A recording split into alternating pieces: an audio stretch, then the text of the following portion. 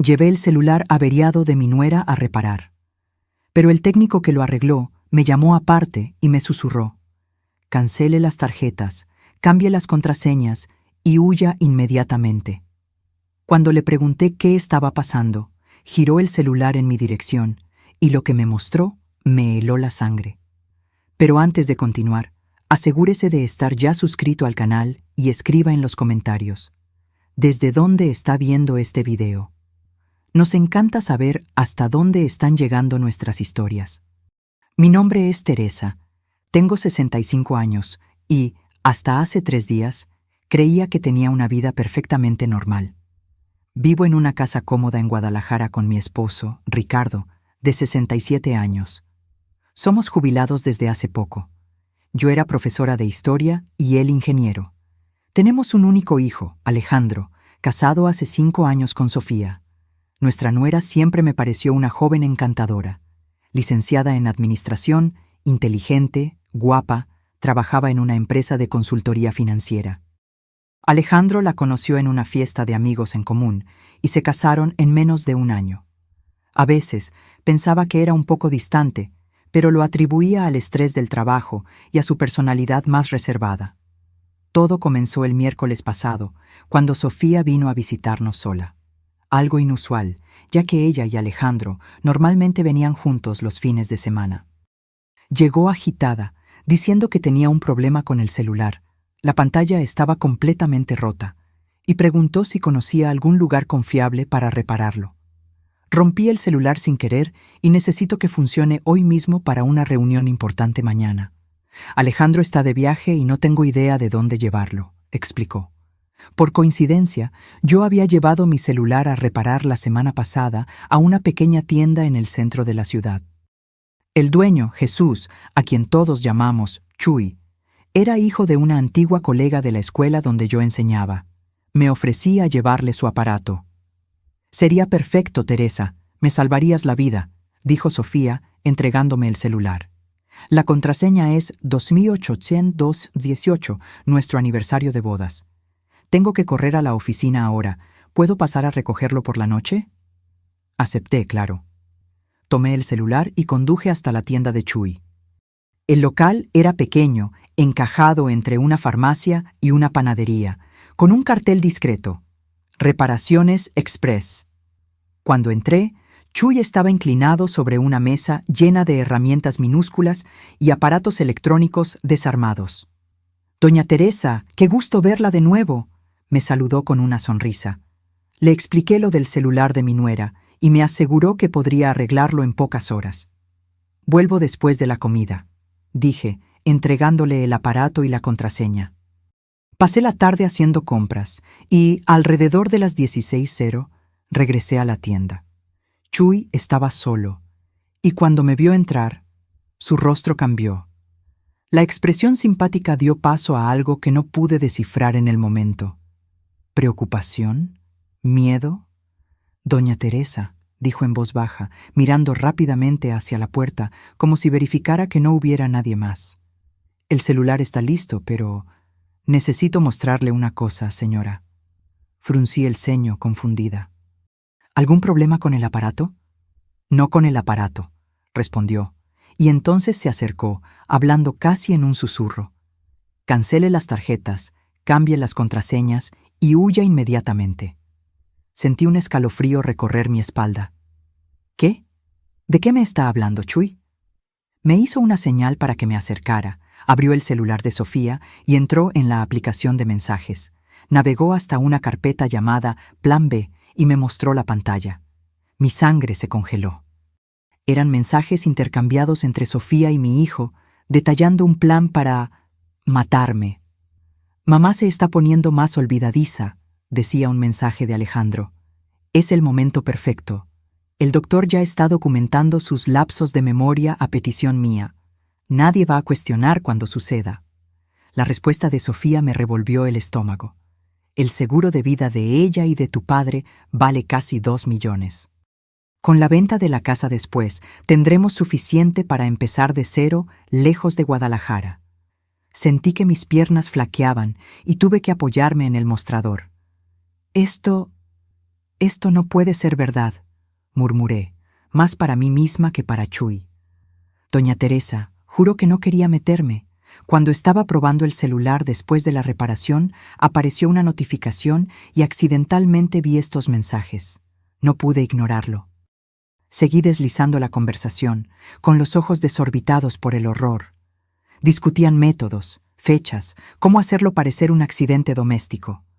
Hablaban de medicamentos que podrían usar, dosis que serían fatales para una señora de su edad con presión alta.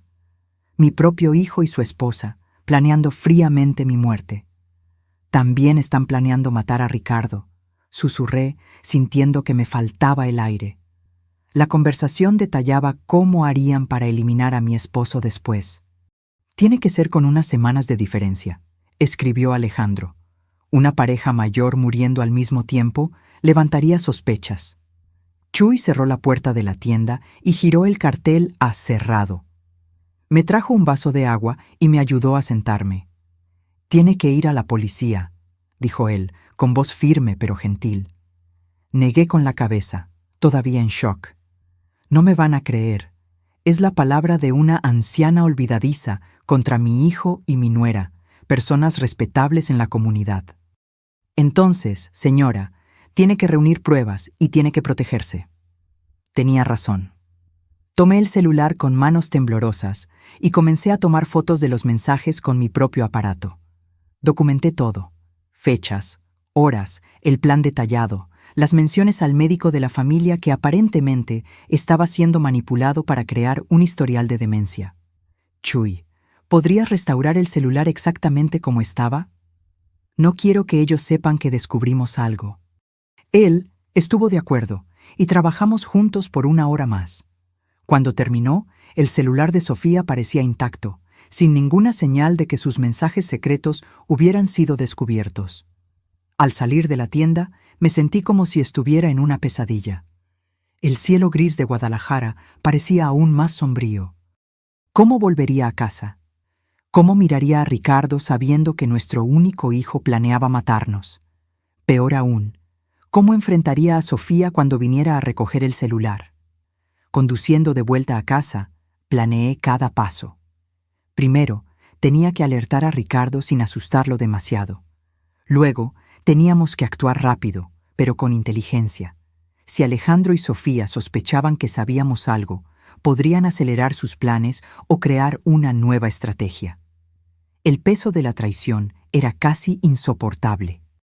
Mi hijo, al que llevé en mi vientre, al que amamanté, al que ayudé con la tarea, al que consolé cuando terminó su primer noviazgo, planeaba mi muerte por dinero.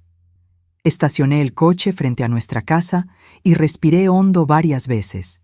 Tenía que mantener la calma. El juego de vida o muerte había comenzado y yo tenía que ser más inteligente que los 2 jóvenes que pensaban que una anciana olvidadiza sería presa fácil. Poco sabían ellos que esta señora había enfrentado la dictadura militar cuando era estudiante, que había criado a un hijo sola mientras su esposo viajaba por trabajo, que había sobrevivido a un cáncer de mama hace 5 años. Si pensaban que iba a caer sin luchar, estaban muy equivocados. Salí del coche sosteniendo el celular de Sofía como si fuera una bomba a punto de explotar. Entré en casa, donde mi vida nunca más sería la misma. Ricardo estaba en la sala, viendo las noticias como hacía todas las tardes. Su rostro familiar, con el cabello gris y las gafas de lectura en la punta de la nariz, me dio un instante de normalidad en medio del caos que se había instalado en mi vida. ¿Pudiste resolver lo del celular de Sofía?, preguntó distraídamente, sin quitar los ojos de la televisión. Tragué saliva. Sí, está arreglado. Tenía que contárselo, pero no sabía cómo empezar. ¿Cómo le dices a tu esposo de 40 años que tu único hijo los quiere muertos a los 2? Ricardo, le llamé, mi voz más firme de lo que esperaba. Necesito mostrarte algo. Es grave. Algo en mi tono debió alarmarlo, porque inmediatamente apagó la televisión y me miró con atención. ¿Qué pasó, Teresa? Me senté a su lado y le mostré las fotos que había tomado de los mensajes. Observé su rostro mientras leía. La confusión inicial, seguida por la incredulidad, luego el horror y finalmente un dolor tan profundo que pensé que se derrumbaría allí mismo. No, susurró él con la voz ahogada. Debe haber algún error. Alejandro, jamás. Yo tampoco quería creerlo, respondí, sosteniendo sus manos temblorosas. Pero son ellos, Ricardo. Es el número de Alejandro, es la forma en que escribe, y Sofía respondiendo desde su celular, que está aquí conmigo. Ricardo cerró los ojos, respiró hondo varias veces. Cuando los abrió de nuevo, vi algo que rara vez presenciaba: determinación absoluta. ¿Qué vamos a hacer?, preguntó. Le expliqué mi plan inicial: documentar todo, verificar nuestras cuentas bancarias, cambiar contraseñas, cancelar tarjetas compartidas, investigar qué médico estaría involucrado en esto. Teníamos que actuar como si nada hubiera cambiado, mientras secretamente reuníamos pruebas suficientes para confrontarlos, o, si era necesario, llevarlo todo a la policía. Sofía vendrá a recoger el celular esta noche, avisé. Tenemos que actuar con normalidad. ¿Cómo? La voz de Ricardo falló. ¿Cómo voy a mirarla sabiendo que... De la misma forma que he enseñado a adolescentes a fingir interés en historia medieval por 30 años, intenté bromear, pero la sonrisa salió débil. Un paso a la vez, Ricardo. Nuestra vida depende de esto. Pasamos la siguiente hora revisando cuentas bancarias en línea. Descubrimos algo perturbador. Pequeñas sumas habían sido transferidas regularmente de nuestra cuenta conjunta a una cuenta desconocida en los últimos 3 meses. Valores lo suficientemente bajos como para no levantar sospechas. 200 pesos aquí, 300 pesos allá, pero que sumaban casi 10,000 pesos. Alejandro tiene acceso a nuestras cuentas, murmuró Ricardo. Le dimos un poder el año pasado, ¿recuerdas? Por si algo nos pasaba. La ironía era amarga. Confiamos tanto en él que prácticamente le entregamos las herramientas para nuestra propia destrucción. Cambiamos todas las contraseñas, cancelamos 2 tarjetas de crédito que Alejandro tenía como adicionales y llamamos al banco solicitando el bloqueo de cualquier transacción superior a 1,000 pesos sin autorización presencial. ¿Y qué hay del médico?, preguntó Ricardo. El doctor. Pablo nos atendía desde hacía más de 15 años. Era un amigo, almorzaba ocasionalmente en nuestra casa. La idea de que pudiera estar falsificando informes médicos a petición de mi hijo era casi tan dolorosa como la traición de Alejandro. Voy a programar una consulta mañana, decidí. Sola, quiero ver qué dice sobre mi memoria. A las 19:00 sonó el timbre. Ricardo y yo nos miramos, tensos. Él apretó mi mano, una promesa silenciosa de que seguiríamos nuestro plan. Abrí la puerta forzando una sonrisa. Sofía estaba guapa como siempre, con su cabello castaño impecablemente arreglado y ropa elegante. Esa apariencia cuidada ahora me parecía una máscara perfecta para ocultar la monstruosidad que había debajo. Teresa, disculpa venir tan tarde. ¿Cómo te fue con el técnico? Todo bien, respondí, entregándole el celular. Chuy hizo un gran trabajo. La pantalla está como nueva. Ella encendió el aparato, verificó rápidamente y sonrió. Perfecto. ¿Cuánto fue? Déjame pagar.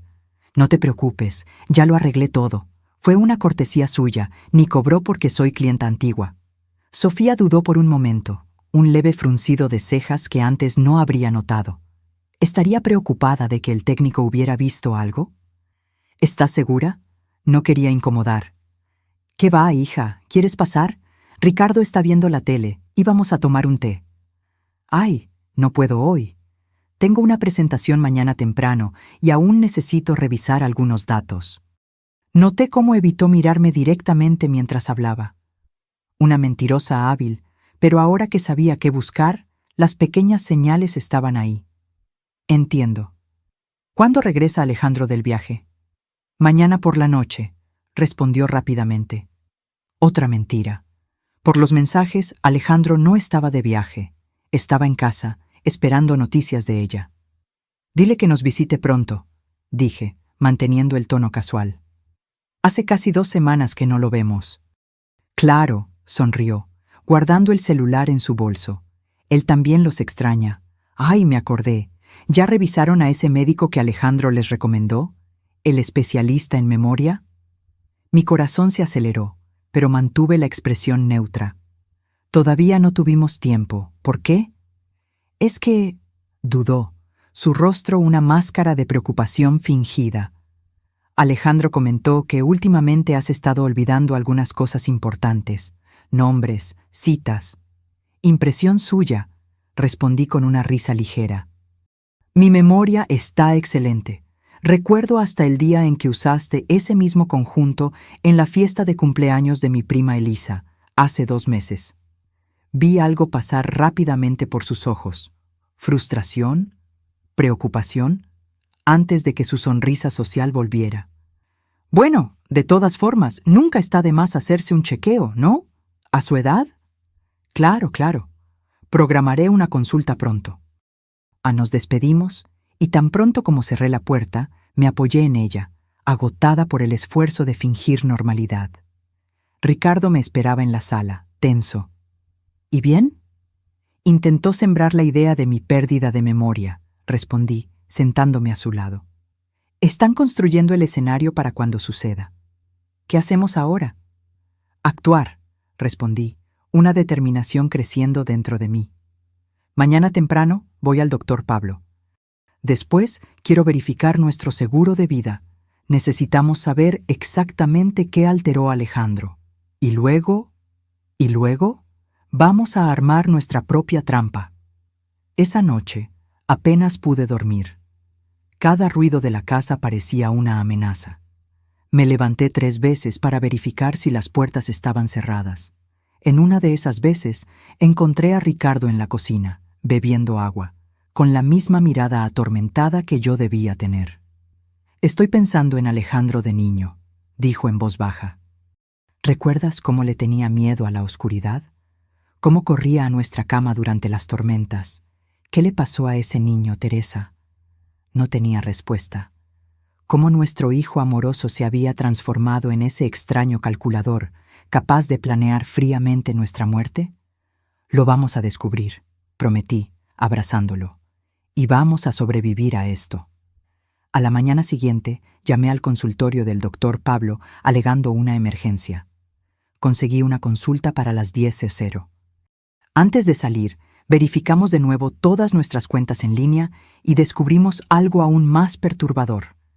Había un nuevo seguro de vida a mi nombre, contratado hacía 3 meses, del cual yo no tenía conocimiento. ¿Cómo es posible?, pregunté, horrorizada. Ricardo navegó por los documentos digitalizados. Mira la firma, es la tuya. Me acerqué a la pantalla, incrédula.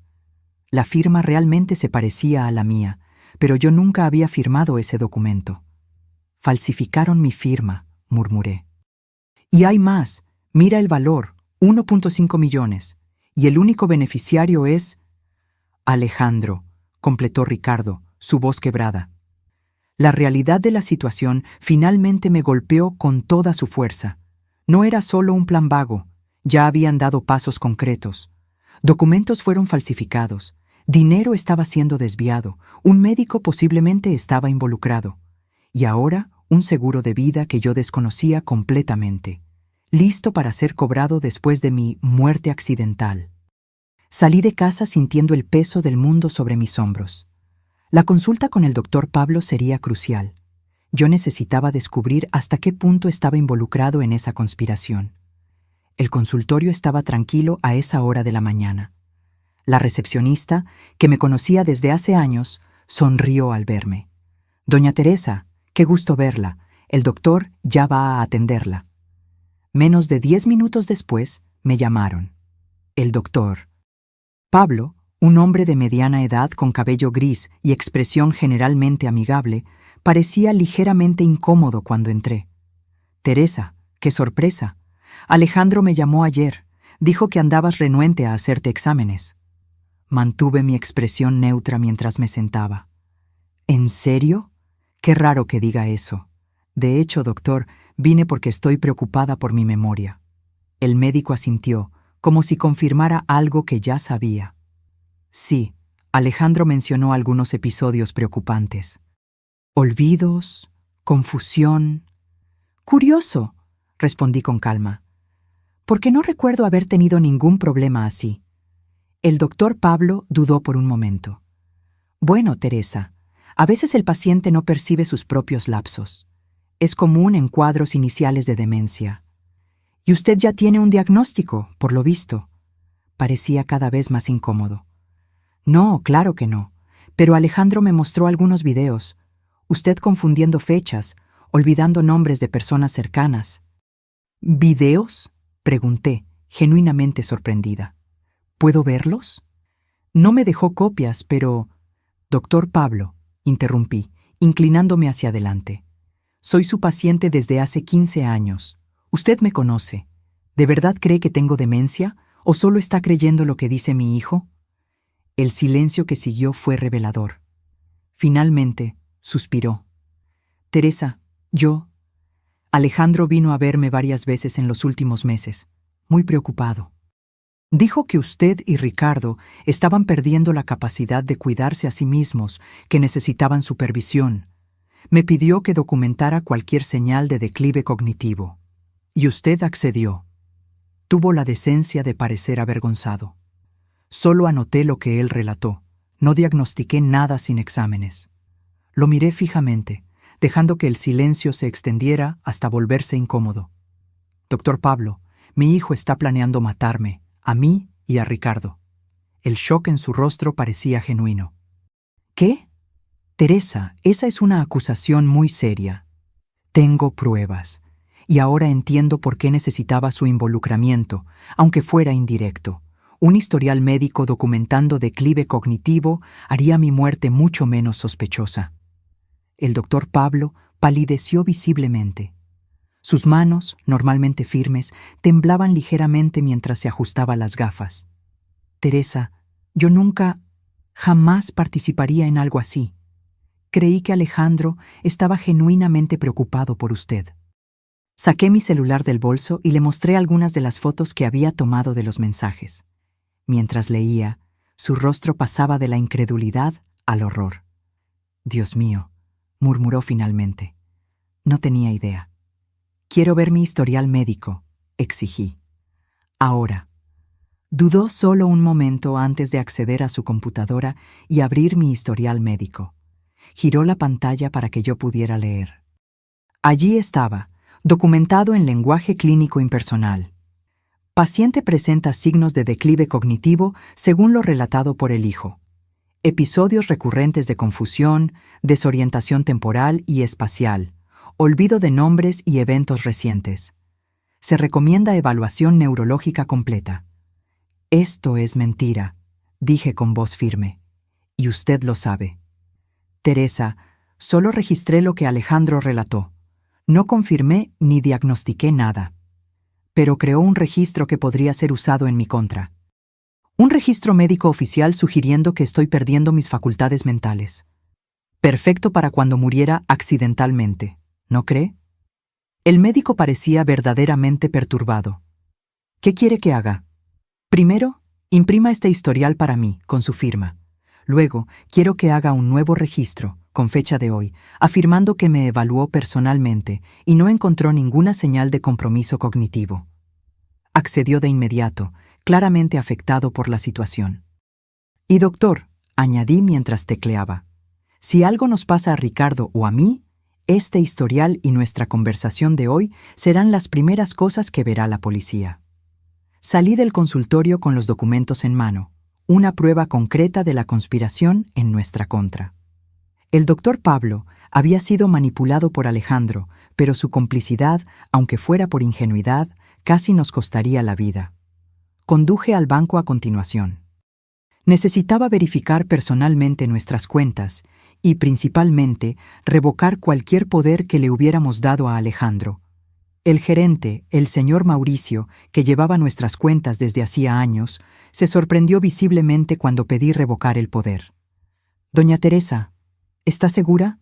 Su hijo me buscó recientemente diciendo que a ustedes les gustaría ampliar sus poderes para manejar las finanzas, ya que el señor Ricardo no anda bien de salud».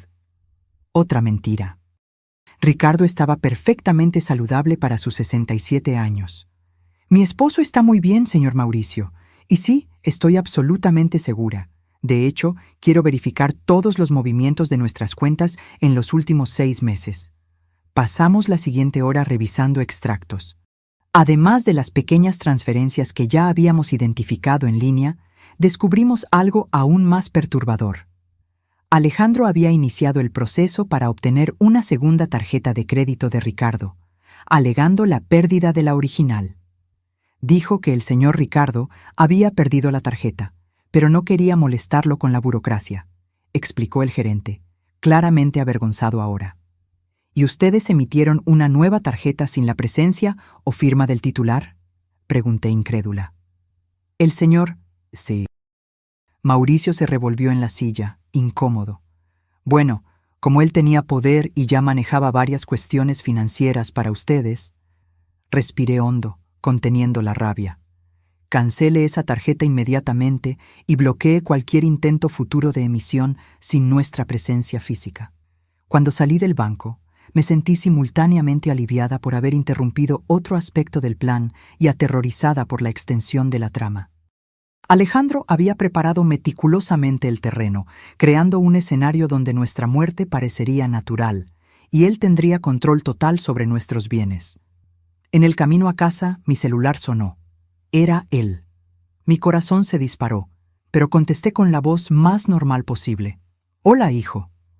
«Mamá, ¿todo bien? Acabo de llegar del viaje y Sofía me dijo que llevaste su celular a reparar. Fue muy amable de tu parte». La naturalidad con la que mentía era impresionante. No había viaje alguno. «De nada, querido. El chico de la asistencia es hijo de una colega mía. Nos hizo un buen precio». «Qué bien. Oye, estaba pensando en pasar por ahí esta noche con Sofía. Hace tiempo que no cenamos juntos, ¿verdad?» Un escalofrío recorrió mi espalda. ¿Por qué ese súbito interés en visitarnos? ¿Habrían notado algo? ¿El médico habría llamado a Alejandro después de mi visita? «Claro», respondí, manteniendo la voz firme. «Vengan, sí, hago esa lasaña que te gusta». «Perfecto. Ah, y mamá. ¿Fuiste al médico que te recomendé?» Sofía dijo que todavía no habían ido. «De hecho, fui al doctor Pablo esta mañana». Un breve silencio. «¿Fuiste? ¿Y qué te dijo?» «Nada del otro mundo. Hizo algunas pruebas sencillas. Dijo que estoy perfectamente bien para mi edad». Otro silencio, más largo esta vez. «Ah, bueno, qué bien entonces. Pero tal vez sea bueno buscar una segunda opinión, ¿sabes? A veces el doctor Pablo es muy conservador con los diagnósticos». «Veremos, hijo». «¿Nos vemos por la noche entonces?» «Sí, sobre las 19:00. Hasta más tarde». Cuando colgué, mis manos temblaban. La conversación aparentemente inocente estaba cargada de subtextos amenazantes. Alejandro claramente esperaba que el doctor Pablo me hubiera declarado con algún tipo de compromiso cognitivo y se desestabilizó cuando supo que no fue el caso. Y ahora quería cenar con nosotros esta noche. ¿Por qué? ¿Para observar mi comportamiento? ¿Para verificar si demostraba alguna sospecha? ¿O algo peor? Llegué a casa y encontré a Ricardo en la sala, rodeado de papeles. Levantó la vista, ansioso. «¿Cómo te fue? ¿El médico está involucrado?» Le expliqué todo.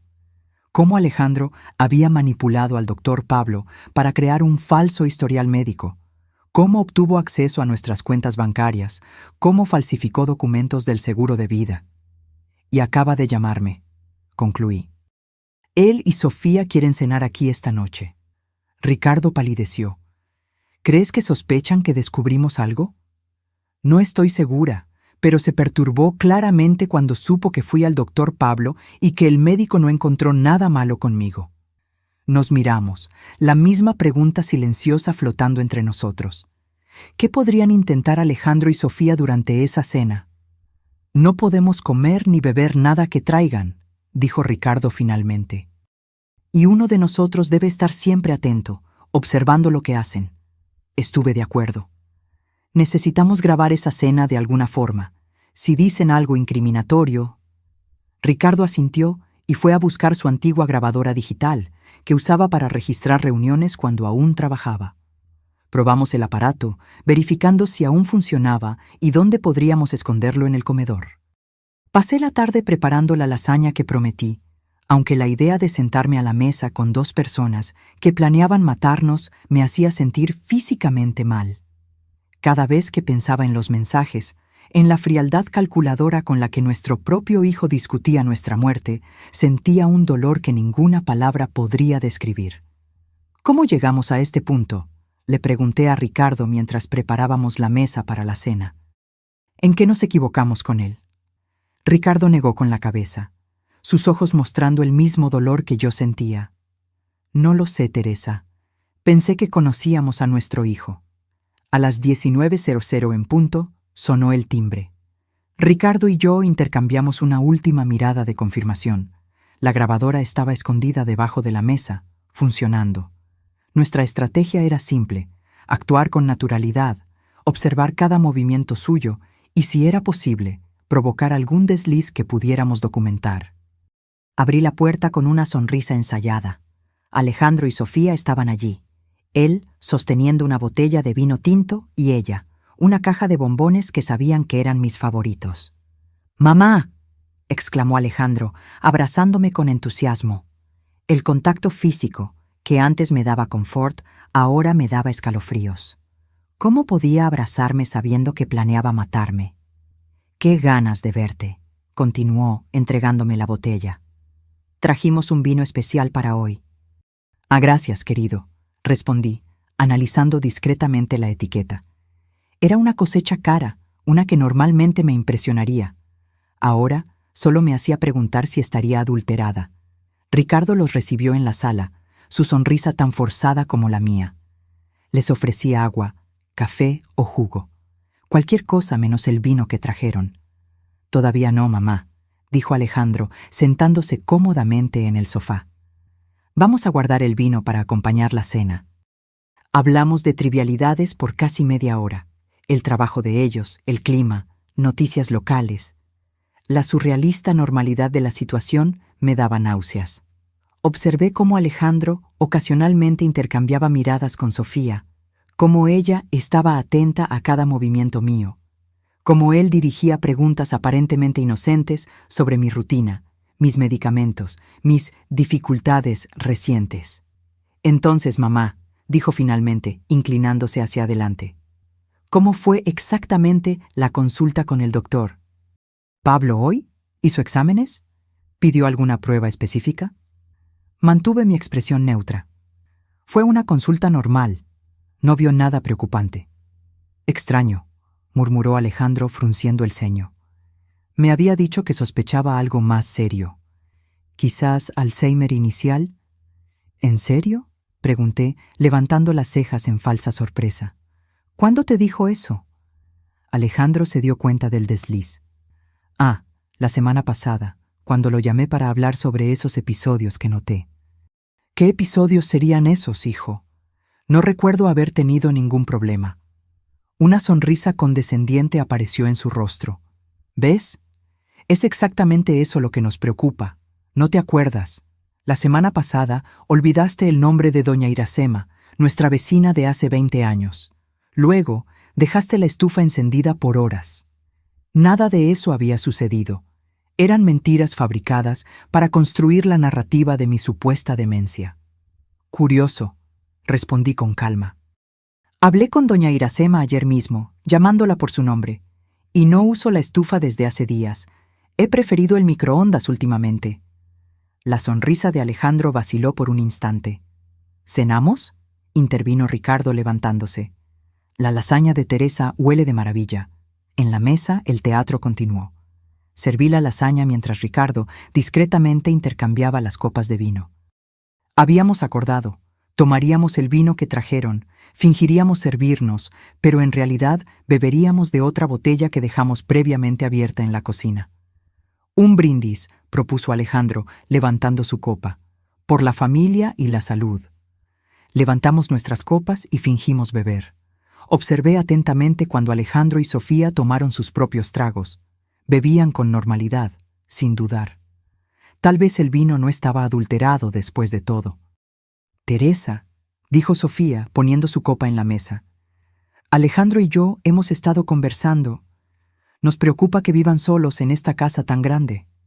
Es verdad, agregó Alejandro, especialmente considerando estos episodios recientes. Pensamos que tal vez sería mejor que se mudaran a un lugar más pequeño, más fácil de mantener. O tal vez podríamos venir a vivir aquí con ustedes por un tiempo. Sentí a Ricardo tensarse a mi lado. Era eso.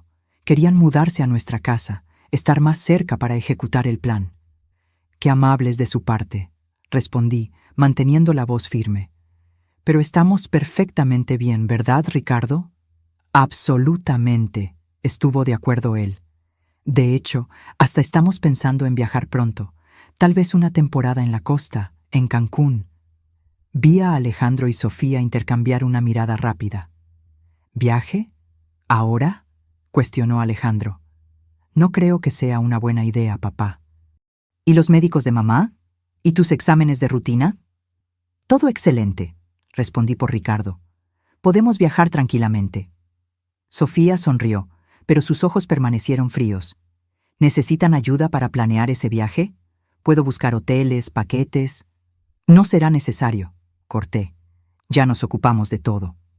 La cena transcurrió con esa tensión subyacente. En cada pregunta aparentemente inocente, reconocía la verdadera intención detrás. Estaban evaluando nuestro estado mental, tratando de establecer control, buscando maneras de acercarse físicamente a nosotros. Cuando serví el postre, un flan que hice con cuidado frente a Ricardo, Alejandro retomó el asunto. Estuve hablando con un abogado, dijo casualmente, sobre poderes más amplios. Saben cómo es para emergencias. ¿Qué tipo de emergencias?, preguntó Ricardo, con la voz controlada. Bueno, si uno de ustedes necesita ser hospitalizado o si...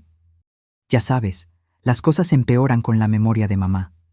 El abogado sugirió un poder pleno que me daría autoridad para tomar decisiones médicas y financieras por ustedes.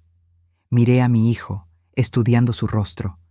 Ese mismo rostro que besé de bebé, que consolé de niño, que fotografié orgullosa en su graduación.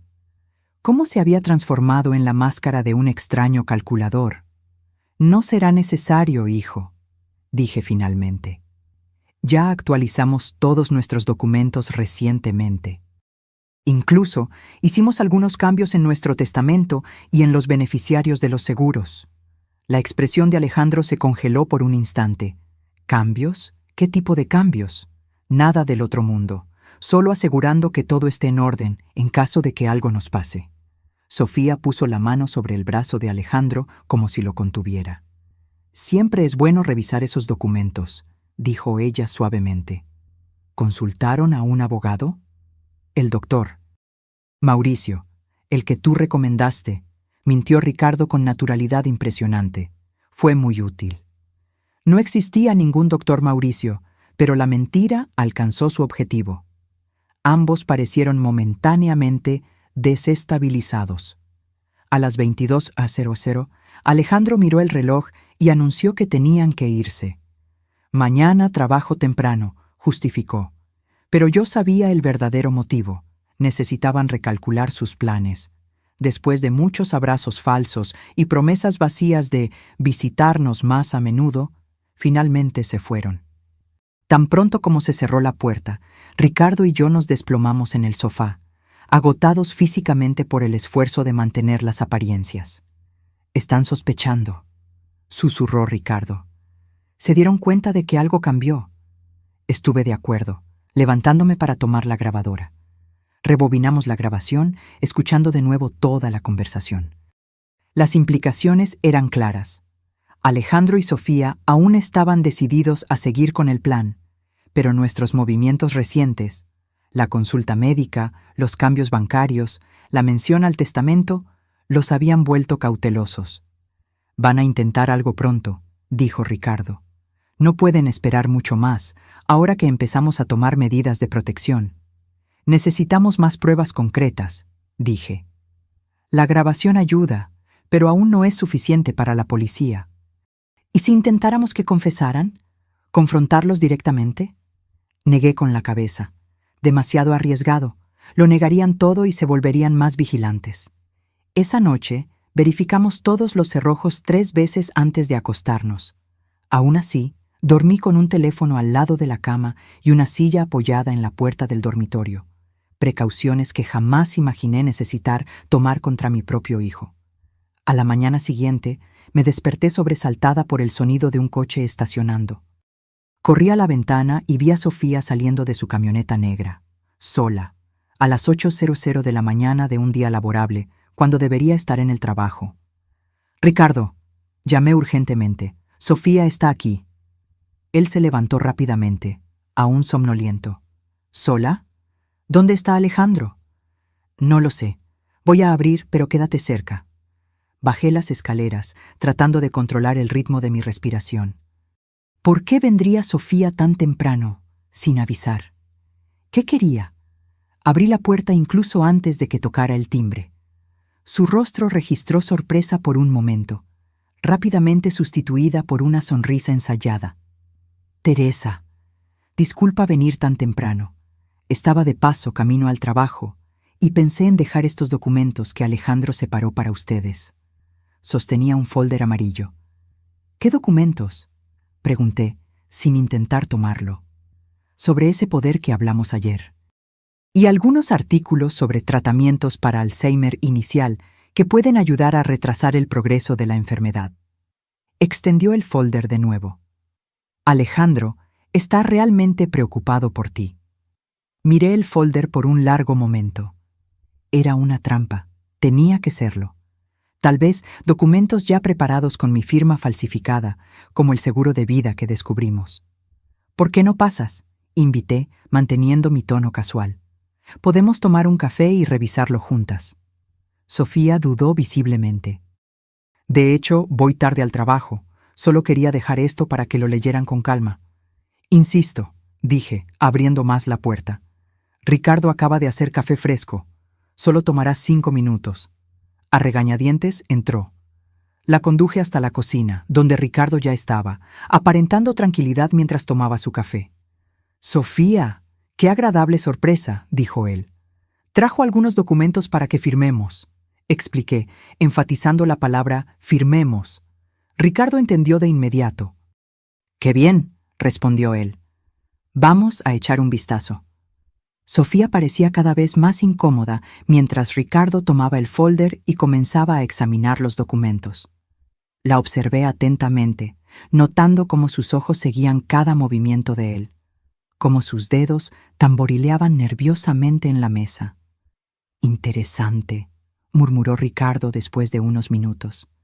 «Este poder le daría a Alejandro control total sobre nuestras finanzas y decisiones médicas. Prácticamente nos volvería legalmente incapaces». «Es solo una precaución», justificó Sofía rápidamente. «Considerando la condición de Teresa». «¿Qué condición sería esa exactamente?», pregunté directamente. «Bueno, los lapsos de memoria, la confusión». Ella dudó, aparentemente dándose cuenta de que estaba en terreno peligroso. Alejandro notó varios episodios. «Curioso», comenté. «El doctor Pablo no encontró nada de eso ayer». «Los médicos pueden equivocarse», replicó, recuperando la compostura. «Por eso la importancia de una segunda opinión con un especialista». Ricardo puso los documentos de vuelta en el folder y lo empujó hacia Sofía. «Agradecemos la preocupación, pero no vamos a firmar esto. De hecho, ya iniciamos los procedimientos para revocar el poder limitado que le dimos a Alejandro el año pasado». El shock en su rostro fue genuino y momentáneo, rápidamente sustituido por una expresión de preocupación estudiada. «Pero, ¿por qué? Alejandro solo quiere ayudar».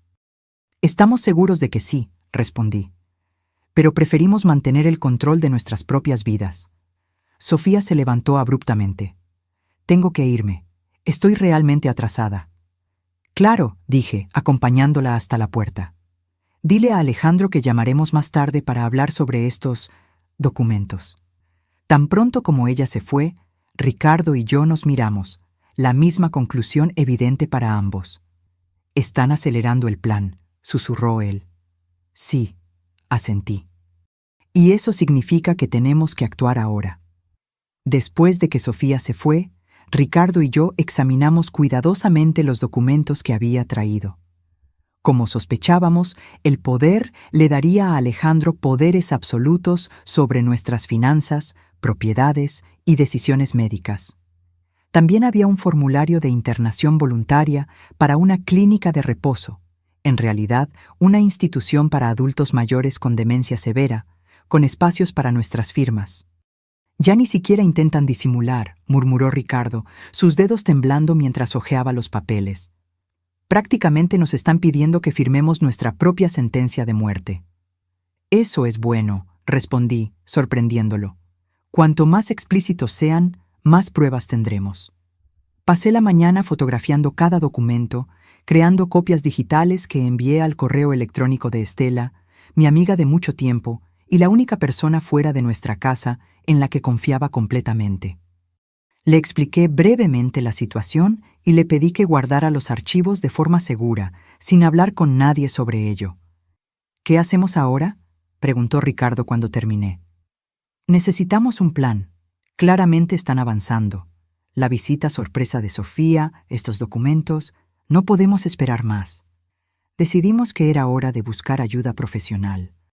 No la policía, aún no teníamos pruebas definitivas suficientes, sino un abogado que pudiera orientarnos sobre cómo proteger legalmente nuestros bienes y, más importante, nuestras vidas.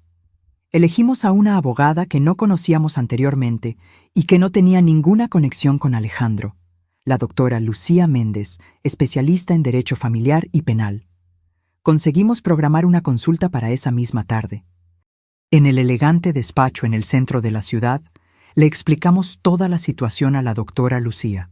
Los mensajes descubiertos, las cuentas bancarias, el seguro de vida fraudulento, los historiales médicos manipulados, los documentos que Sofía había traído esa mañana. La abogada nos escuchó con atención, tomando notas ocasionales y pidiendo detalles específicos. Cuando terminamos, respiró hondo antes de hablar. Señores, estamos ante una situación extremadamente grave. Lo que me han descrito configura diversos crímenes: conspiración, falsificación de documentos, intento de estafa y, más seriamente, conspiración para homicidio. ¿Tenemos pruebas suficientes para la policía?, preguntó Ricardo. Los mensajes son la prueba más contundente, pero como los obtuvieron accediendo al celular de Sofía sin su autorización, existe el riesgo de que sean consideradas pruebas ilícitas. Sin embargo, considerando la gravedad de la situación y el peligro inminente para ustedes, creo que podemos construir un caso sólido. ¿Qué debemos hacer primero?, pregunté. Inmediatamente vamos a preparar documentos legales, revocando cualquier poder existente y bloqueando la posibilidad de nuevos poderes sin la presencia de un abogado independiente. Yo misma puedo servir como testigo de la capacidad mental de ustedes. Luego, vamos a presentar una denuncia detallada, presentando todas las pruebas que tenemos hasta ahora. Pasamos las siguientes 2 horas firmando documentos, formalizando declaraciones y planeando cada paso. La doctora Lucía fue minuciosa, asegurando que cada aspecto legal estuviera cubierto. Ahora, dijo finalmente, vamos a la cuestión más urgente, su seguridad física. Les sugiero enfáticamente que no vuelvan a casa hoy. Ricardo y yo intercambiamos miradas alarmadas. ¿Cree que estamos en peligro inmediato?, pregunté, aunque ya sabía la respuesta. Basado en lo que me contaron, sí. Se dieron cuenta de que están tomando medidas de protección. La visita sorpresa de Sofía esta mañana sugiere urgencia de su parte. Si yo fuera ustedes, pasaría unos días en un hotel, usando un nombre diferente, hasta que podamos obtener una orden de protección. Salimos del despacho de la abogada con un folder lleno de documentos y una sensación de urgencia. Fuimos directamente a la delegación de policía, donde presentamos una denuncia detallada. El comisario de turno, un hombre de mediana edad llamado Raúl Salas, escuchó nuestra historia con creciente preocupación. «Esto es extremadamente grave», comentó después de examinar las pruebas. «Voy a asignar un investigador al caso de inmediato y a solicitar vigilancia discreta para su residencia». Cuando mencionamos que la abogada había sugerido no volver a casa, el comisario estuvo de acuerdo enfáticamente. De hecho, sería más seguro que se queden en otro lugar por ahora. Pero antes, me gustaría enviar un equipo para instalar cámaras discretas en su casa. Con su consentimiento, claro. Si intentan entrar o hacer algo, tendremos pruebas concretas. Estuvimos de acuerdo con el plan. Volveríamos brevemente a casa, solo para recoger algunas pertenencias esenciales, mientras los policías instalaban equipos de vigilancia en puntos estratégicos. Luego, iríamos a un hotel en el centro de la ciudad, lejos de nuestro barrio, usando nombres falsos según lo sugerido. Durante el camino de vuelta, Ricardo permaneció en silencio, mirando por la ventana del taxi. Cuando estábamos casi llegando, finalmente habló. Nunca imaginé que llegaría el día en que le tendría miedo a mi propio hijo. Apreté su mano. No había palabras que pudieran aliviar ese dolor. Nuestra casa, vista desde fuera, parecía extrañamente normal. Las mismas ventanas, el mismo jardín que cultivábamos desde hacía años, el mismo buzón que Alejandro había pintado de adolescente. Era difícil creer que ese lugar que representaba seguridad y familia se había convertido en el escenario de una conspiración contra nuestras vidas. Los policías de Paisano llegaron discretamente, en un coche común. Entraron por la puerta trasera y trabajaron rápidamente, instalando pequeñas cámaras en lugares estratégicos, sala de estar, cocina, pasillos, entradas. Explicaron que las imágenes serían transmitidas directamente a la delegación y monitoreadas 24 horas al día. Mientras tanto, Ricardo y yo recogimos lo esencial: ropa para unos días, medicamentos, documentos importantes. Evité mirar las fotografías familiares en la pared, los objetos que contaban la historia de nuestra vida juntos. Cada recuerdo ahora estaba contaminado por la traición. «Estamos listos», anunció el policía responsable de la instalación. Las cámaras son prácticamente invisibles a simple vista, pero capturan todo con alta definición. Si alguien entra, lo sabremos. Nos entregó una pequeña tarjeta con un número de teléfono. Esta es una línea directa para nuestro equipo. Cualquier emergencia, llamen inmediatamente. Cuando estábamos a punto de salir, mi celular sonó. Era Alejandro. Miré al policía, que asintió, indicando que debía contestar con normalidad. «¿Hola?», respondí, tratando de sonar natural. «Mamá, ¿dónde están?». Pasé por su casa y nadie contestó. Mi corazón se aceleró. Había ido a nuestra casa mientras estábamos fuera. «¿Por qué?». «Estamos de compras en el centro comercial», mentí. «Necesitábamos algunas cosas». «Ah, entiendo. Es que me preocupé. Nunca salen sin avisar». La falsedad en su voz me daba náuseas. Fue una decisión de último momento. Ya estamos volviendo a casa. «Perfecto, porque tengo una sorpresa para ustedes. Los estoy esperando aquí». Me congelé. Estaba en nuestra casa en ese mismo momento. «¿Una sorpresa?», pregunté, manteniendo la voz firme. «Sí, traje ese vino que les gusta».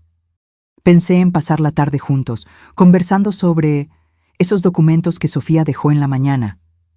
El policía me hizo una señal para que mantuviera la conversación. «Qué amable, hijo. Llegaremos en media hora, más o menos». «Perfecto, los espero». Cuando colgué, el policía ya se estaba comunicando con sus colegas. «Sospechoso en el lugar. Repito, sospechoso en el lugar. Mantengan distancia, pero estén preparados». Volviéndose hacia nosotros, explicó: «Vamos a dejar que entre. Observen lo que hace. Si intenta plantar algo, drogas, veneno, cualquier cosa, lo tendremos en video. Sería una prueba irrefutable». El plan tenía sentido, pero la idea de Alejandro deambulando por nuestra casa, posiblemente preparando alguna trampa, me aterrorizaba. «¿Y si descubre las cámaras?», preguntó Ricardo. «Altamente improbable. Son del tamaño de un botón y colocadas en lugares estratégicos. Además, tenemos agentes posicionados discretamente en la cuadra». Fuimos a un café cercano, donde esperamos ansiosamente noticias. Con cada minuto que pasaba, imaginaba lo que Alejandro estaría haciendo en nuestra casa. ¿Preparando alguna trampa? ¿Plantando evidencias contra nosotros? revolviendo nuestras pertenencias en busca de algo? Después de 40 minutos que parecieron una eternidad, el policía recibió una llamada. Escuchó atentamente, haciendo gestos afirmativos con la cabeza. «Salió», informó al colgar. «Y tenemos algo interesante en las grabaciones». Volvimos rápidamente a la delegación, donde nos llevaron a una sala con varios monitores. El comisario Salas ya estaba allí, viendo la grabación de las cámaras instaladas en nuestra casa. «Señores Pérez», nos saludó gravemente. «Creo que deberían ver esto». En la pantalla, vimos a Alejandro entrando en la cocina con 2 bolsas de plástico. Miró a su alrededor, verificó que estaba solo, y entonces comenzó a actuar de forma metódica. Sacó varios envases de medicamentos de las bolsas y los puso en nuestro botiquín, mezclándolos con los nuestros. Luego, abrió una botella de vino, probablemente la sorpresa que mencionó, y añadió algún tipo de polvo blanco, mezclando cuidadosamente antes de volver a poner el corcho. Finalmente, sacó de su bolsillo un pequeño dispositivo electrónico que no reconocimos y lo instaló discretamente debajo de la mesa de la cocina. Probablemente un micrófono o cámara. «Dios mío», murmuré, con las manos cubriendo mi boca. Ver a mi propio hijo, en video, preparando deliberadamente lo que parecía ser nuestra muerte, era un dolor indescriptible.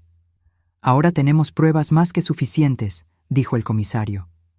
«Voy a emitir órdenes de arresto para Alejandro Pérez y Sofía Pérez de inmediato». ¿Qué puso en nuestro botiquín?», preguntó Ricardo con la voz temblorosa. «Necesitamos analizarlo, pero por la apariencia son medicamentos controlados, posiblemente en dosis elevadas. La sustancia que añadió al vino también será analizada, pero apostaría por algún tipo de sedante potente». El comisario puso la mano en mi hombro. «Señora Pérez, sé que esto es extremadamente doloroso, pero necesito que entienda. Su hijo estaba intentando matarlos activamente hoy. Si hubieran vuelto a casa y tomado ese vino». No pude contener las lágrimas. La realidad de la situación finalmente me golpeó con toda su fuerza. No eran solo mensajes de texto o documentos sospechosos. Era mi hijo, en nuestra cocina, envenenando deliberadamente bebidas y medicamentos que sabía que usaríamos. «¿Qué pasa ahora?», preguntó Ricardo, abrazándome mientras yo lloraba. «Los vamos a arrestar hoy mismo», respondió el comisario. «Con estas evidencias no hay posibilidad de libertad provisional. Están seguros ahora, pero aún recomiendo que permanezcan en el hotel por unos días, hasta que resolvamos todo». Mientras salíamos de la delegación, tratando de procesar todo lo que había sucedido, una oficial de policía se acercó apresuradamente. «Comisario Salas, acabamos de recibir una llamada. Alejandro y Sofía Pérez están en la casa de los señores Pérez en este momento. Parecen agitados, los están buscando». El comisario reaccionó de inmediato. «Equipo táctico listo. Vamos ahora». Volviéndose hacia nosotros, explicó. «Probablemente se dieron cuenta de que algo anda mal, que ustedes no volvieron a casa como prometieron. Los vamos a arrestar ahora mismo». «¿Podemos ir con ustedes?», pedí, sorprendiéndome a mí misma. Una parte de mí quería huir, nunca más ver a Alejandro o Sofía. Pero otra parte, tal vez la más fuerte, necesitaba estar allí, presenciar el final de esa pesadilla. El comisario dudó, pero terminó accediendo. «Pueden quedarse en el coche de policía a una distancia segura, pero no interferirán de ninguna manera». En el camino a nuestra casa, con el corazón latiendo descontroladamente en el pecho, me pregunté cómo había llegado a ese punto. Cómo mi hijo, al que abracé en mis brazos de bebé, se había transformado en ese extraño capaz de planear fríamente mi muerte. Cuando llegamos, varios coches de policía ya estaban posicionados discretamente alrededor de nuestra casa. Por la radio, escuchamos que Alejandro y Sofía continuaban allí dentro, aparentemente discutiendo sobre qué hacer. «Se dieron cuenta de que algo anda mal», comentó un policía. «Están intentando llamar a los celulares de los señores Pérez repetidamente». De hecho, mi celular había sonado varias veces en los últimos minutos. Siempre Alejandro. Ignoré cada llamada, siguiendo las instrucciones de la policía. El comisario Salas coordinaba personalmente la operación, hablando en voz baja por la radio con los diversos agentes posicionados. «Equipos en posición», anunció finalmente. «Vamos a entrar en 1 minuto». Fue entonces cuando vimos movimiento. La puerta principal se abrió y Alejandro salió apresuradamente, seguido por Sofía. Ambos llevaban mochilas y parecían agitados, mirando nerviosamente a su alrededor mientras se dirigían al coche estacionado en la acera. «Están intentando huir», murmuró Ricardo. En un instante, varios policías salieron de sus escondites, rodeando a la pareja con armas en mano. «Policía, alto, manos donde podamos ver». Vi el shock en el rostro de Alejandro, el pánico en los ojos de Sofía. Por un momento, Alejandro pareció considerar correr, pero rápidamente se dio cuenta de que estaba rodeado. Lentamente, ambos levantaron las manos. En cuestión de segundos, fueron inmovilizados, esposados y puestos en vehículos separados. Todo fue tan rápido y organizado que parecía irreal, como una escena de película. El comisario Salas se acercó a nuestro coche. «Está hecho. Ambos están bajo custodia, acusados de intento de homicidio, conspiración y diversos otros crímenes. Encontramos el vino adulterado y los medicamentos que él plantó. Vamos a analizar todo». Miré por la ventana del coche policial y vi a mi hijo siendo llevado, esposado, en el asiento trasero de una patrulla. Nuestras miradas se cruzaron por un breve momento. No vi remordimiento en sus ojos, solo rabia y quizás sorpresa por haber sido atrapado. En ese momento, una sensación extraña me dominó. No era alivio, no era venganza satisfecha, era solo un vacío profundo. Como si algo fundamental hubiera sido arrancado de mí. Volvimos a la delegación, donde prestamos más declaraciones formales. Los policías habían encontrado en las mochilas de Alejandro y Sofía diversos artículos incriminatorios. Los medicamentos originales de los envases que él había plantado en nuestra casa, más dosis del polvo que puso en el vino, boletos de avión al extranjero con fecha para el día siguiente y una considerable cantidad de dinero en efectivo. «Estaban listos para huir», explicó el comisario. «Probablemente se dieron cuenta de que algo andaba mal, que ustedes no volvieron a casa como prometido. El plan era claramente dejar el vino envenenado, esperar que ustedes lo consumieran y huir antes de que los cuerpos fueran encontrados». Ricardo sostuvo mi mano con fuerza mientras escuchábamos. Cada nuevo detalle era como un cuchillo atravesando mi corazón. «Pueden verlos, si quieren», ofreció el comisario después de finalizar los trámites burocráticos. «Están en celdas separadas, esperando el traslado». Ricardo negó con la cabeza. Todavía no estaba listo, y yo lo respeté. Pero algo dentro de mí necesitaba mirar a los ojos de mi hijo una última vez. «Quiero ver a Alejandro», dije, sorprendiéndonos a todos, incluso a mí misma. El comisario me condujo por un pasillo largo y frío hasta una sala pequeña con una mesa y 2 sillas. «Lo traeremos aquí. Estaremos observando por el cristal. Y si siente cualquier incomodidad, solo tiene que levantar la mano, y lo interrumpimos de inmediato». Asentí, sentándome con la espalda recta y las manos cruzadas sobre la mesa para disimular su temblor. Unos minutos después, la puerta se abrió y Alejandro entró, esposado y escoltado por un policía. Su rostro estaba pálido, los ojos rojos, el cabello despeinado. Parecía haber envejecido 10 años en pocas horas. El policía lo hizo sentarse frente a mí y salió, permaneciendo justo afuera de la puerta. Por casi 1 minuto, permanecimos en silencio, solo mirándonos. Alejandro fue el primero en hablar. «Me tendieron una trampa», dijo él, con la voz baja y amarga. «Todo esto es un gran malentendido». «No me mientas», respondí con calma. «No ahora. Se acabó, Alejandro». Desvió la mirada, su mandíbula tensa. «¿Qué quieres que diga?» «Quiero saber por qué. ¿Por qué tu propio padre y yo? ¿Qué hicimos para merecer esto?» Alejandro soltó una risa sin humor. «Ustedes no lo entenderían. Intenta explicarme. Tengo todo el tiempo del mundo ahora». Me miró fijamente de nuevo. algo frío y calculador en sus ojos que nunca había notado antes. Dinero, mamá. Siempre fue por dinero. Ustedes tienen tanto, la casa, las jubilaciones, las inversiones, los seguros. ¿Y qué hacen con todo eso? Nada. Viviendo sus viditas mediocres, ahorrando cada centavo como si fueran a vivir para siempre. Sentí el golpe de sus palabras, pero mantuve la compostura. ¿Y eso justifica matarnos? Fue idea de Sofía, al principio, admitió él, como si eso lo absolviera de alguna forma. Ella trabaja en finanzas, se dio cuenta de cuánto valían ustedes, y estaba cansada de esperar. ¿Por qué esperar décadas por una herencia, decía, cuando podemos empezar nuestra verdadera vida ahora?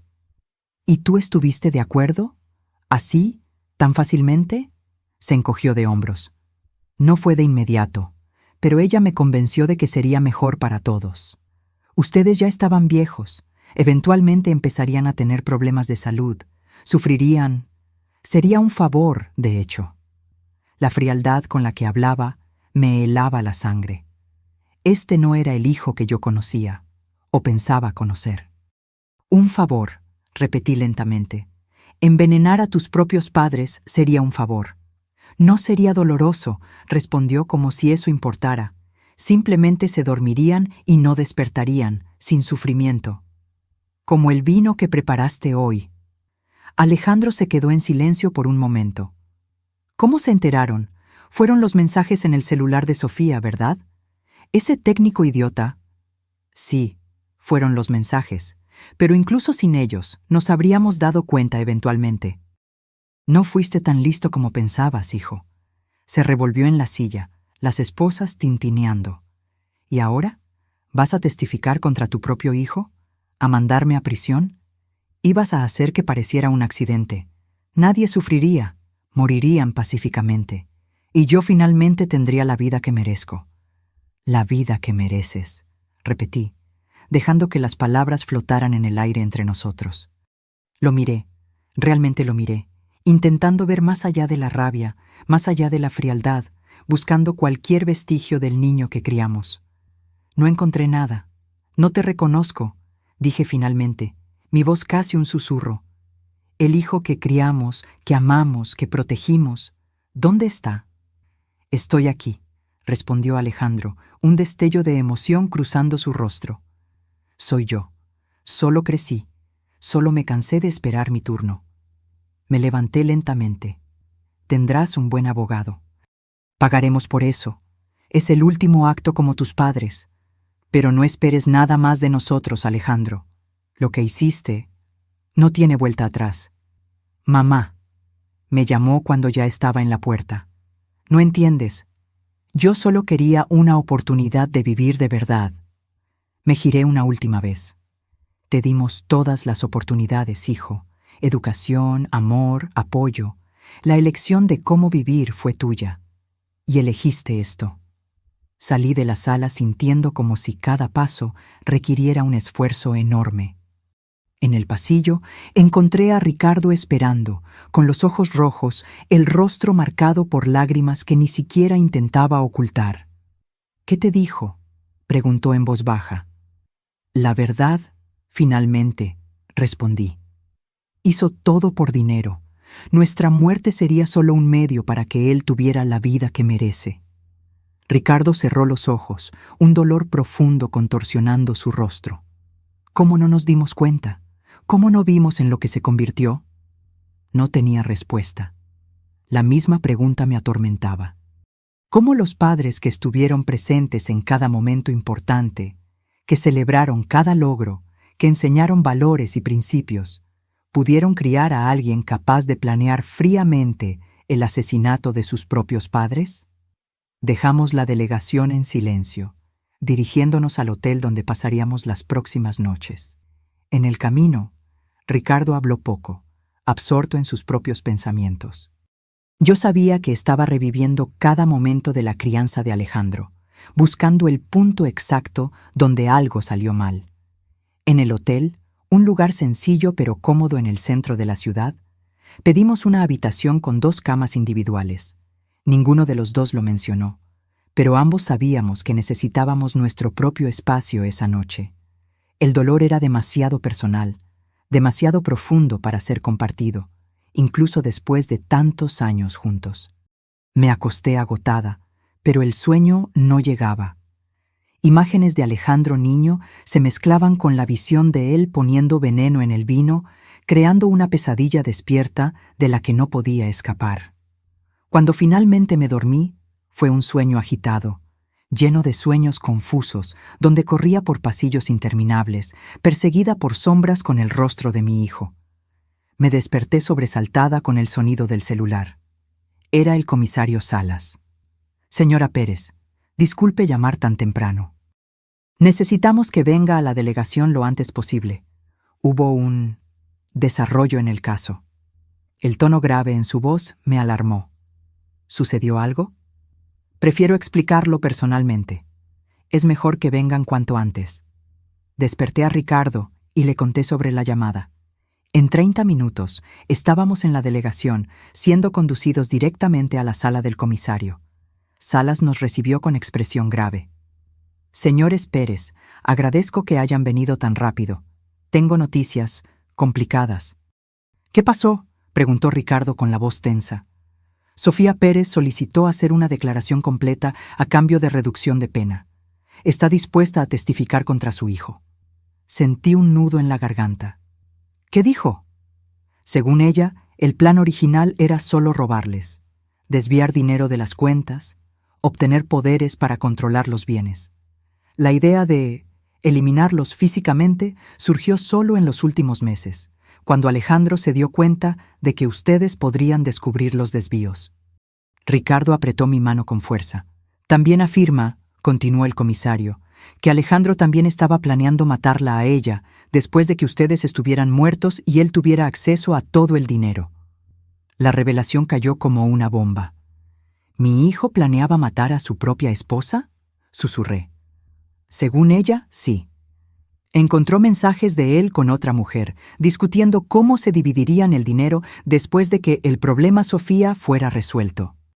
Cerré los ojos, tratando de absorber esa nueva capa de horror. No bastaba con planear nuestra muerte.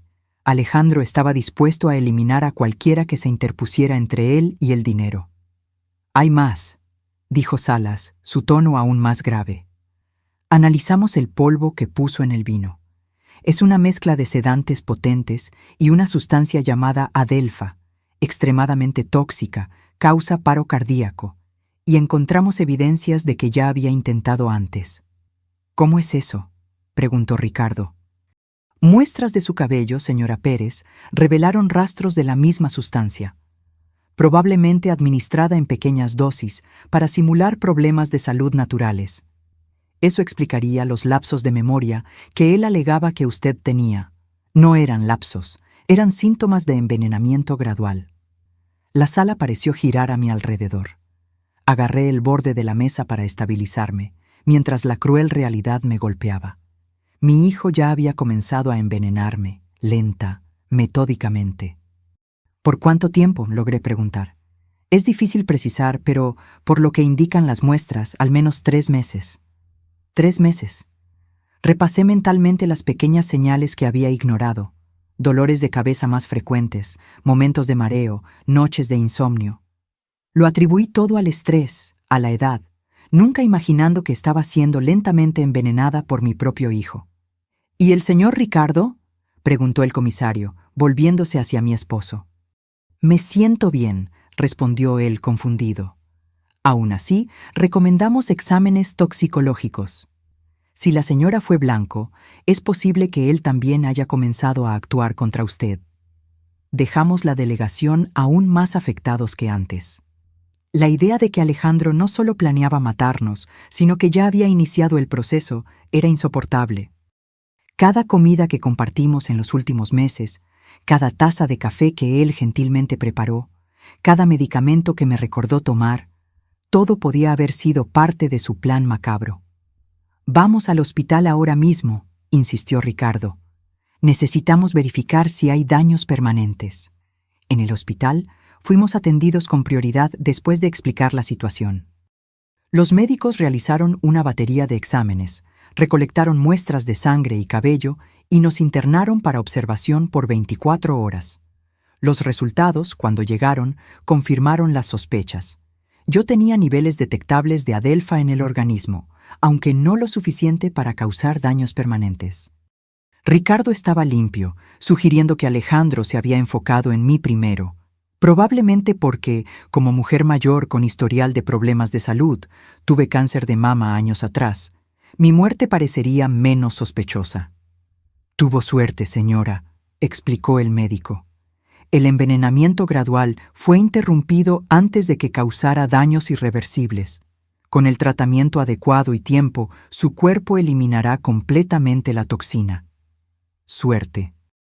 Era una palabra extraña para describir la situación. ¿Tuve suerte porque descubrí que mi hijo me estaba envenenando antes de que consiguiera matarme? En los días siguientes, el caso ganó proporciones que nunca imaginamos. La historia del hijo que planeó asesinar a sus padres por herencia atrajo la atención de los medios nacionales. Reporteros rodeaban el hotel donde estábamos hospedados. Llamaban constantemente, intentaban de todas las formas obtener una declaración nuestra. Rechazamos todas las entrevistas, todas las apariciones. Nuestro dolor era demasiado profundo, demasiado personal para ser transformado en espectáculo público. La doctora Lucía, nuestra abogada, se convirtió en nuestra portavoz oficial, gestionando todos los aspectos legales y manteniendo a la prensa a distancia. Fue ella quien nos trajo la noticia de que Alejandro sería acusado de intento de homicidio calificado, con los agravantes de envenenamiento premeditado y motivo vil. Si era condenado, enfrentaría décadas de prisión. Una semana después del arresto de Alejandro y Sofía, finalmente nos sentimos seguros para volver a casa. La policía había retirado todo el equipo de vigilancia, pero instaló un sistema de alarma conectado directamente a la delegación, solo por precaución, como dijo el comisario Salas. Entrar de nuevo en esa casa fue una de las cosas más difíciles que he hecho. Cada habitación guardaba recuerdos, algunos hermosos, otros ahora contaminados por el conocimiento de lo que Alejandro se había convertido. En la sala de estar, las fotografías familiares parecían burlarse de nosotros. Alejandro de niño sonriendo en su primer día de escuela. Alejandro adolescente orgulloso con su trofeo de natación. Alejandro adulto en su boda con Sofía. Momentos que capturaban una vida que ahora sabíamos que había sido, al menos en parte, una ilusión. Ricardo caminó lentamente por la casa, tocando objetos, mirando fotografías, como si intentara reconciliar el pasado feliz con el presente devastador. «Necesitamos mudarnos», dijo finalmente. «No puedo vivir aquí sabiendo lo que pasó en esta cocina, en esta casa». Estuve de acuerdo en silencio. La casa que había sido nuestro refugio durante décadas, ahora estaba impregnada de traición y peligro. Esa noche, acostados en nuestra cama, de la mano en la oscuridad, Ricardo expresó el pensamiento que me estaba atormentando. ¿Llegaremos a entender alguna vez lo que pasó? ¿Cómo nuestro hijo se transformó en esto? No lo sé, respondí honestamente. Tal vez algunas cosas no tienen explicación. Tal vez algunas personas simplemente eligen el camino equivocado, independientemente de cómo fueron criadas. Hablamos con él, Teresa, tantas veces, sobre honestidad, sobre trabajo duro, sobre familia. ¿Cómo no fue suficiente? Tal vez para algunas personas nada sea suficiente. Tal vez el vacío dentro de ellas nunca pueda ser llenado. Permanecimos en silencio por un largo tiempo, cada uno absorto en sus propios pensamientos. Finalmente, Ricardo habló de nuevo. ¿Qué hacemos ahora? ¿Cómo seguimos adelante después de esto? Era la pregunta que yo misma me venía haciendo. ¿Cómo reconstruir una vida cuando los propios cimientos fueron destruidos? ¿Cómo confiar de nuevo cuando la traición vino de quien más amábamos? Un día a la vez, respondí, apretando su mano. Empezamos de nuevo, en otro lugar, apoyándonos mutuamente. En las semanas siguientes, pusimos la casa a la venta, iniciamos el proceso de búsqueda de un nuevo hogar e intentamos de alguna forma reconstruir una sensación de normalidad. Encontramos un pequeño apartamento en el centro de la ciudad, completamente diferente de la casa espaciosa donde criamos a Alejandro, y comenzamos, lentamente, a transferir solo los artículos que no traían recuerdos dolorosos. Mientras tanto, el caso judicial avanzaba. Sofía llegó a un acuerdo con la fiscalía, aceptando testificar contra Alejandro a cambio de una pena reducida. Alejandro, por otro lado, se mantuvo firme en negar las acusaciones más graves, alegando que todo no era más que un malentendido familiar y que las pruebas habían sido manipuladas. 2 meses después de su arresto, recibimos una carta de él desde la prisión. Ricardo quiso quemarla sin leer, pero algo en mí necesitaba saber lo que tenía que decir. La carta era corta, escrita con la caligrafía familiar que reconocería en cualquier lugar. Mamá y papá, sé que probablemente no quieren saber de mí, pero necesito decir esto. Todo lo que hice fue por amor. Sí, quería el dinero, quería la libertad, pero también quería ahorrarles el sufrimiento de envejecer, de volverse dependientes, de perder la dignidad. No espero perdón. Sé que lo que hice es imperdonable a sus ojos, pero quiero que sepan que no fue por odio. Fue por ambición, sí, por avaricia tal vez, pero también por una forma distorsionada de amor. Un día, cuando estén listos, me gustaría verlos de nuevo. Hasta entonces, sepan que, a pesar de todo, sigo siendo su hijo, Alejandro. Leí la carta 3 veces, tratando de encontrar sinceridad en las palabras, algún vestigio del hijo que conocí, pero todo lo que vi fue más manipulación, más intentos de justificar lo injustificable. Por amor, murmuré, doblando la carta. Intentó matarnos por amor. Ricardo, que finalmente decidió leerla también, negó con la cabeza con tristeza. Todavía no entiende, tal vez nunca entienda. Guardé la carta en un cajón y nunca respondí. Tal vez un día, cuando el dolor no fuera tan agudo, cuando pudiera pensar en Alejandro sin sentir esa mezcla devastadora de amor y traición, encontraría las palabras para responder. Pero no ahora, no mientras la herida aún sangraba. Los meses siguientes pasaron en un borrón de procedimientos legales, sesiones con psicólogos y la ardua tarea de reconstruir nuestras vidas. Vendimos la casa por un valor inferior al del mercado. Queríamos deshacernos de ella lo antes posible, y nos establecimos en el apartamento en el centro de la ciudad. Era más pequeño, más sencillo, pero no cargaba el peso de los recuerdos dolorosos. El juicio de Alejandro estaba programado para comenzar en 3 meses. La fiscalía tenía un caso sólido, con pruebas abundantes, los mensajes de texto, los videos de la casa, los exámenes toxicológicos confirmando el envenenamiento gradual, el testimonio de Sofía, los documentos falsificados. La condena parecía segura. Aún así, la idea de testificar contra mi propio hijo me aterrorizaba. ¿Cómo me sentaría en ese tribunal y le contaría al mundo cómo había planeado metódicamente nuestra muerte? ¿Cómo lo miraría a los ojos mientras sellaba su destino? Ricardo y yo discutimos esto exhaustivamente con nuestra terapeuta, la doctora Marta, a quien empezamos a visitar semanalmente después de toda la tragedia. Ustedes no son responsables de sus elecciones, nos recordaba constantemente. Testificar no es una traición, es simplemente contar la verdad. Pero él es nuestro hijo, argumentaba Ricardo. A pesar de todo, sigue siendo nuestro hijo. Sí, es su hijo, y también es un hombre adulto que tomó decisiones terribles. Ambas realidades pueden coexistir. Una tarde, mientras organizaba algunas cajas que aún no habíamos desempacado en el nuevo apartamento, encontré un álbum de fotografías antiguo. Me senté en el suelo y comencé a hojearlo lentamente. Eran fotos de Alejandro de bebé, luego de niño, de adolescente, siempre sonriendo, siempre rodeado por nuestro amor. En una foto específica, tenía unos 5 años y sostenía orgulloso un dibujo que había hecho. 3 figuras de palo representando a nuestra familia, con un sol sonriente encima. Para la mejor mamá del mundo, decía el dibujo en letras infantiles torcidas. Las lágrimas vinieron incontrolables. ¿Dónde estaba ese niño ahora? ¿En qué momento esa criatura amorosa se transformó en alguien capaz de planear la muerte de sus propios padres? Ricardo me encontró así, llorando sobre el álbum abierto. Sin decir una palabra, se sentó a mi lado y me abrazó.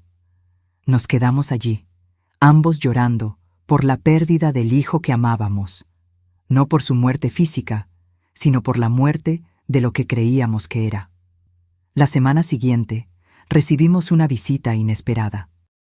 Estela, mi amiga de la biblioteca que me había ayudado a documentar las pruebas contra Alejandro, trajo consigo un folder con recortes de periódicos antiguos. Teresa, Ricardo, comenzó excitante. Encontré algo que necesitan ver. Los recortes eran de un pequeño periódico de una ciudad en el sur del país, con fecha de 5 años atrás. Los titulares gritaban: adulto mayor muere en circunstancias misteriosas. Sobrina hereda fortuna tras muerte de tío. Policía investiga muerte sospechosa, pero archiva caso por falta de pruebas. ¿Qué es esto?, pregunté confundida.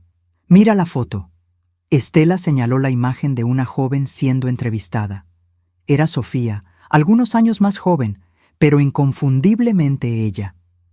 Antes de llamarse Sofía Silva y mudarse a Guadalajara, era conocida como Carolina Santos, en este pequeño pueblo. Y el hombre que murió misteriosamente era su tío, que la crió después de la muerte de sus padres. Ricardo tomó los recortes, leyendo rápidamente. Ella heredó todo. La policía sospechó de envenenamiento, pero no pudo obtener pruebas concluyentes. Exactamente, confirmó Estela. ¿Y sabes cuál era la sustancia sospechosa? Adelfa, respondí, sintiendo un escalofrío recorrer mi espalda. Estela asintió gravemente. El mismo veneno que encontraron en tu organismo, Teresa. El mismo que Alejandro puso en el vino. La implicación era clara y devastadora. Sofía no era solo cómplice de Alejandro. Probablemente era la autora intelectual, la persona que trajo la idea, que enseñó la técnica, que ya había hecho esto antes. ¿Por qué nos estás mostrando esto ahora?, preguntó Ricardo. Porque su acuerdo con la fiscalía está casi finalizado, explicó Estela. Ella va a pasar solo unos años en prisión a cambio de su testimonio contra Alejandro. No es justo, no cuando ella probablemente ya mató antes. Llevamos el descubrimiento a la doctora Lucía, nuestra abogada, que inmediatamente se puso en contacto con el fiscal del caso. Las investigaciones fueron reabiertas, tanto sobre la muerte del tío de Sofía como sobre posibles otros casos similares en su pasado. En cuestión de semanas, el acuerdo de Sofía estaba en suspenso, y ella enfrentaba acusaciones adicionales. La policía encontró en su apartamento un diario detallando no solo el plan para matarnos, sino también anotaciones sobre la muerte del tío y planes para eliminar a Alejandro después de conseguir acceso a nuestro dinero. El panorama que emergió era aún más sombrío de lo que imaginábamos. Sofía era una sociópata calculadora que había engañado a Alejandro, manipulándolo para que planeara nuestra muerte. Ella lo había usado como herramienta, con la intención de deshacerse de él tan pronto como consiguiera lo que quería. Alejandro, al enterarse de esto durante una audiencia preliminar, colapsó. Según su abogado, finalmente se dio cuenta de la extensión de la manipulación que había sufrido, aunque esto no lo eximía de su culpa por participar activamente en el plan. Fue en ese momento que tomamos una decisión difícil. Visitaríamos a Alejandro en prisión. No por perdón o reconciliación, era demasiado pronto para eso, si es que alguna vez sería posible, sino para mirar la verdad de frente, para intentar entender. La penitenciaría era un lugar frío y opresivo. Seguimos a un guardia por pasillos grises hasta una pequeña sala de visitas, donde esperamos en silencio tenso. Cuando la puerta se abrió y Alejandro entró, esposado y vistiendo el uniforme naranja de presidiario, mi corazón se encogió. Había perdido peso, su rostro estaba pálido, con ojeras profundas. Parecía mucho mayor que sus 35 años. Cuando nos vio entrar, lágrimas inmediatas comenzaron a correr por su rostro. «¿Mamá? ¿Papá?», susurró con la voz ronca. «Vinimos», respondió Ricardo simplemente, sentándose al lado de la cama. No había mucho que decir. El abismo entre nosotros era demasiado vasto para ser llenado con palabras. Pero estar allí, ofrecer ese pequeño confort humano, parecía importante, no solo para Alejandro, sino también para nosotros. Lo siento mucho, dijo él finalmente, por todo. Sé que no significa nada después de lo que hice, pero tengo que decirlo. ¿Por qué intentaste suicidarte?, pregunté directamente. Miró sus propias manos vendadas. Porque finalmente entendí la magnitud de lo que hice. No solo el plan, las mentiras, la manipulación, sino cuánto los lastimé, cuánto destruí. Y me di cuenta de que nunca podría arreglarlo. Por primera vez desde que todo sucedió, vi algo en sus ojos que parecía genuino. No manipulación, no autocompasión, sino comprensión real del dolor que había causado. Tienes razón, dijo Ricardo, su voz gentil pero firme. Algunas cosas no se pueden arreglar, pero eso no significa que debas rendirte. ¿Por qué? ¿Qué me queda? La vida, respondí simplemente. Imperfecta, difícil, dentro de estas paredes por muchos años, pero aún así, vida. La oportunidad de, tal vez, un día, hacer algo bueno con ella. Estuvimos solo media hora. No prometimos volver regularmente, ni ofrecimos perdón fácil. Solo nos despedimos, dejando en el aire la posibilidad, aunque tenue, de algún tipo de relación futura. En el camino de vuelta a casa, Ricardo y yo permanecimos en silencio por un largo tiempo, procesando la visita, las emociones conflictivas que suscitó. ¿Fue lo correcto?, preguntó él finalmente. No sé si existe una cosa correcta en situaciones como esta, respondí. Solo sé que no me arrepiento de haber ido. 4 años después de descubrir la conspiración contra nuestras vidas, Ricardo y yo celebramos 45 años de casados. Decidimos no hacer nada grandioso. Solo una cena tranquila en casa con los pocos amigos que permanecieron a nuestro lado durante toda la tormenta. Durante la cena, mientras observaba a Ricardo contar una historia que hizo reír a todos, me di cuenta de algo importante. Éramos felices de nuevo. No de la misma forma que antes. Había cicatrices que nunca desaparecerían completamente, pero de una forma más profunda, más consciente. Habíamos enfrentado lo peor que la vida podía ofrecer y sobrevivido. Habíamos reconstruido algo del caos, encontrado significado después de la destrucción. Y, tal vez lo más importante, habíamos elegido no permitir que la traición envenenara el resto de nuestras vidas. Alejandro continuaba en prisión, donde pasaría muchos años más. Después del intento de suicidio, parecía haber encontrado algún tipo de propósito. Comenzó a estudiar Derecho a través de un programa para prisioneros, con la idea de eventualmente ayudar a otros reclusos. Lo visitábamos ocasionalmente, no con frecuencia, pero lo suficiente para mantener una tenue conexión. Sofía cumplía su condena en una penitenciaría de máxima seguridad, rechazando cualquier contacto con nosotros. Según lo que escuchamos, continuaba negando responsabilidad por todos sus crímenes, siempre culpando a los demás. En cuanto a nosotros, aprendimos a cargar nuestra historia sin dejar que nos defina completamente. Cuando conocíamos a nuevas personas, eventualmente la verdad salía a la luz. Nuestra ciudad no era tan grande, y el caso había sido notorio. Pero descubrimos que la mayoría de las personas era compasiva, respetuosa con nuestro dolor. Algunas noches, todavía me despierto sobresaltada, recordando ese momento en la tienda de electrónica cuando Chuy giró la pantalla del celular hacia mí y mi mundo se derrumbó. A veces, Ricardo todavía tiene pesadillas, donde Alejandro logra completar su plan. Pero esas sombras del pasado aparecen con menos frecuencia ahora, superadas por la luz del presente. Las pequeñas alegrías del día a día, los nuevos amigos, los hobbies redescubiertos, el amor que sobrevivió a lo impensable. En la noche de nuestro aniversario de 45 años, después de que todos los invitados se fueron, Ricardo y yo nos sentamos en el balcón de nuestro apartamento, contemplando el cielo estrellado. «¿Quién lo diría?», comentó él, sosteniendo mi mano, «que después de todo, todavía estaríamos aquí, Juntos. Sobrevivientes, sonreí, apretando su mano. Más que eso, corrigió Ricardo. Vivientes. Y tenía razón. No estábamos solo sobreviviendo. Estábamos viviendo plenamente, conscientemente, agradecidos. Habíamos aprendido de la manera más dura que la vida es frágil, que las relaciones más íntimas pueden esconder secretos terribles, que la traición puede venir de donde menos se espera. Pero también aprendimos que la fuerza humana es extraordinaria, que es posible empezar de nuevo, incluso después de la peor devastación, que el amor, el verdadero amor, no la versión distorsionada que Alejandro alegaba sentir, puede sobrevivir incluso a las peores tormentas. 5 años después de esa tarde fatídica en la tienda de electrónica, miro hacia atrás y veo no solo la tragedia, sino también el crecimiento que vino después.